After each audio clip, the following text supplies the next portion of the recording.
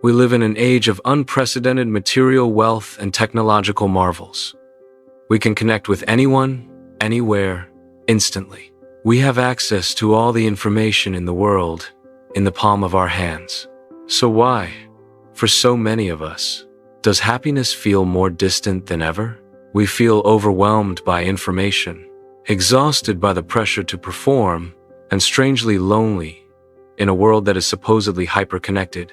We are suffering from a uniquely modern sickness. But what if the cure isn't a new technology or another productivity hack? What if the cure is an ancient wisdom, confirmed by modern science? In a groundbreaking series of conversations, a Western psychiatrist, Cutler, met with the Dalai Lama to ask a simple question: are you happy? The answer, and the reasoning behind it, form the basis of The Art of Happiness.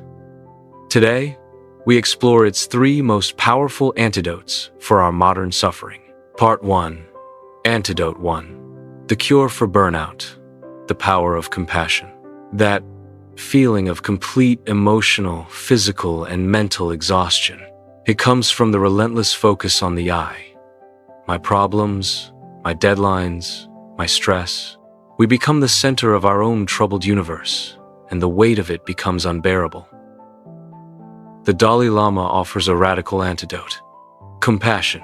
He argues that our own suffering diminishes the moment we shift our focus to the suffering of others. This isn't a moral command. It's a strategic psychological shift. He explains that when you are deeply concerned about the well-being of others, your own problems seem less significant. Your mind, previously narrow and self-obsessed, expands. This state of altruistic concern is directly at odds with the self-centered anxiety that fuels burnout. So, the first practice is to consciously shift your focus. When you feel overwhelmed, ask, who can I help right now?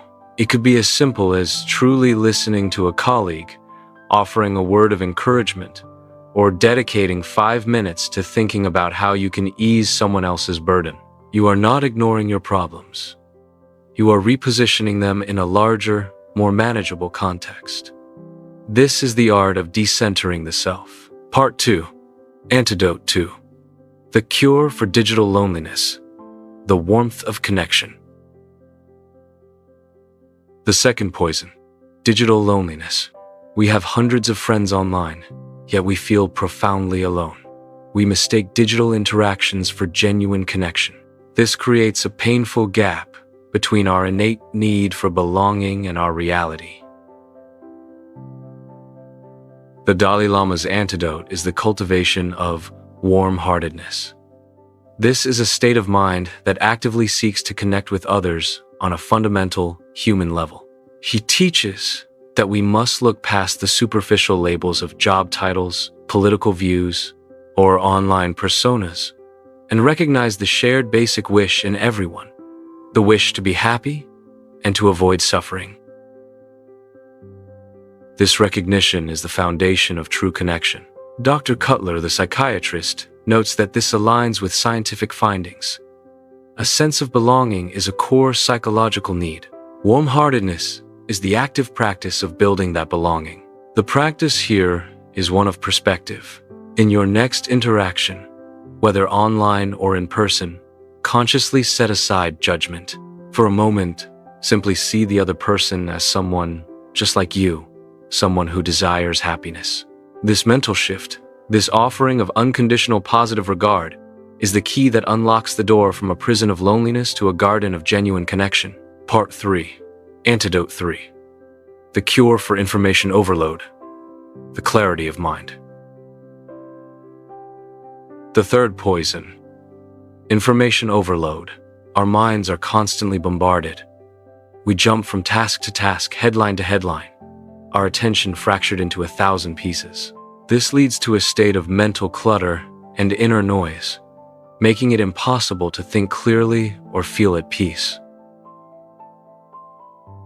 The antidote is a 2-step process taught by the Dalai Lama: calming the mind and analytical meditation.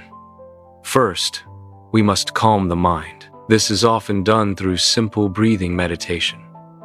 The goal is not to empty the mind, but to let the sediment settle. Just by focusing on the sensation of the breath, for 5 or 10 minutes a day, you create a space of stillness. You are not fighting your thoughts. You are simply giving them a chance to rest. Uma única pedra, pensamento, é gentilmente colocada na água, e podemos observar-la claramente enquanto afunda. Once the mind is calmer, you can engage in the second step, analytical meditation. This is where you choose a single, constructive thought or question like, what is the true source of my anger? Or, how can I practice more compassion? And you analyze it with gentle, focused curiosity. You use your intellect, but from a place of calm rather than agitation. This disciplined thinking trains the mind to be a tool you wield, not a storm that tosses you around. Your path to a happier life. Burnout, loneliness, and information overload are not inevitable. They are conditions of a mind that is untrained. The profound message from The Art of Happiness is one of empowerment. Happiness is not a mysterious gift for the lucky few. It is a skill that can be cultivated. By shifting our focus outwards with compassion, cultivating warm-heartedness to build genuine connection, and training our minds for clarity, we can administer the antidotes to our modern suffering. The path isn't easy, but it is available to all of us. It begins not by changing our circumstances, but by changing ourselves. The art of happiness, it turns out, is the art of training the mind.